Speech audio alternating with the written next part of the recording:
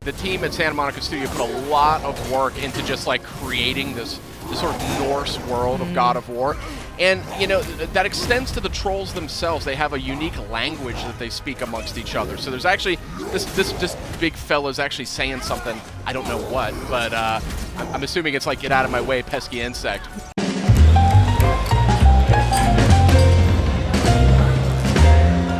Hey guys, you got Sid here as well as Justin and Kristen. We're taking an exclusive look at God of War. This is footage you will not see anywhere else. And this is a troll you won't see in any of the other footage out there either. That is a nasty looking fellow. These trolls, goodness. Yeah, look at this thing. These trolls are actually unique. They're named characters in the game's lore. Tell us a little bit. Each one is different. Each one has a completely different backstory. You know, as with Norse mythology, everything here sort of has a little bit of a story, a little bit of a narrative to it. So each of these guys, they're going to look a little different. They're going to fight a little different. The way you want to go up against them, you might want to think about it differently. Yeah, this guy looks a lot meaner. He's a lot more aggressive than the other enemies that we've seen. No, interesting fact, too, I mean, the team at Santa Monica Studio put a lot of work into just, like, creating this sort of Norse world of God of War.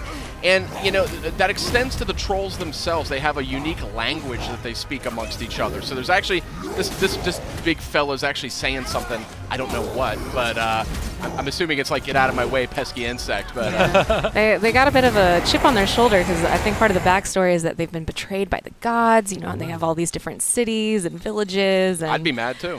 They, you know, they're down to fight. Boy, this game just looks so good. Oh, some cool. Friendly pup. No, never mind.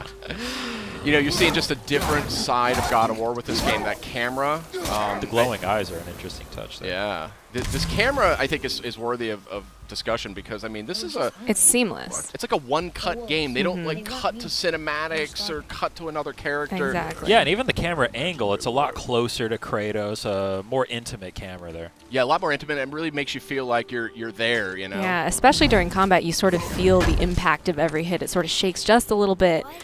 Makes it feel like you really are Kratos. We can. And a sort of robust loot system here, too, something we really haven't seen necessarily in God of War to date. So it's just a different take and a really fresh and exciting take on a classic PlayStation IP. We're seeing some light puzzle elements, it looks like here. Nice. Notably, you don't have to mash the button to open chests anymore. And there's a lot of different kinds of chests. The animations are always different. Ooh, a purple thing. That's a way to enhance your health. Nice. Cool. I think so the more of those puzzles that you find, they're sort of higher level loot that you're going to find in those rune chests. Never leave me alone again. Yeah, these environments. Look at this environment. I mean, just so detailed. So this tickled me too. You know, this is a new look at God of War, and the climbing is something that I always associated with God of War. You remember those epic climbing sequences? Yeah. So Cory Barlog's sort of a veteran on the series. He worked on the original. He was creative director on the second game, and he's creative director on this title as well. And he's riddled this game with just references, homages, clues for fans. I also just love these quiet moments though with Atreus, that as you're moving through the world, he's constantly, you know, commenting it with fresh eyes. I just love the relationship between Atreus and Kratos. You really see it develop just right away from the beginning. It just dives right in. Yeah, and it's definitely going to be, I think, the centerpiece of the game. It's pretty clear. It's got a lot of power to it emotionally. Like Kratos is this sort of troubled character. You know, if you've played these other games, he's in a different place in his life. He's got a lot of responsibility in a way that he maybe hasn't had in the past. And you know, he has to struggle to like keep his temper, something he's not maybe known for exactly. So, really interested to see where they go with that in this game. Yeah, it's interesting. It feels a lot more open, a lot more kind of catered to taking your time and exploring. Absolutely. Kind of punctuated by the fast action sequences. Has this been here all this time?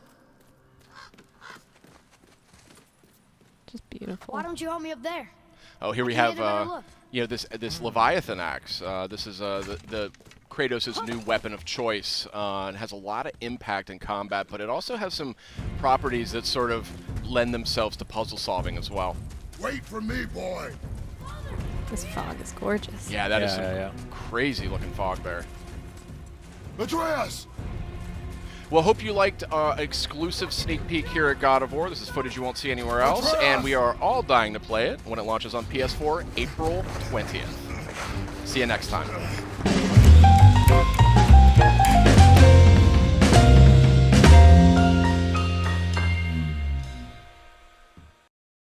PlayStation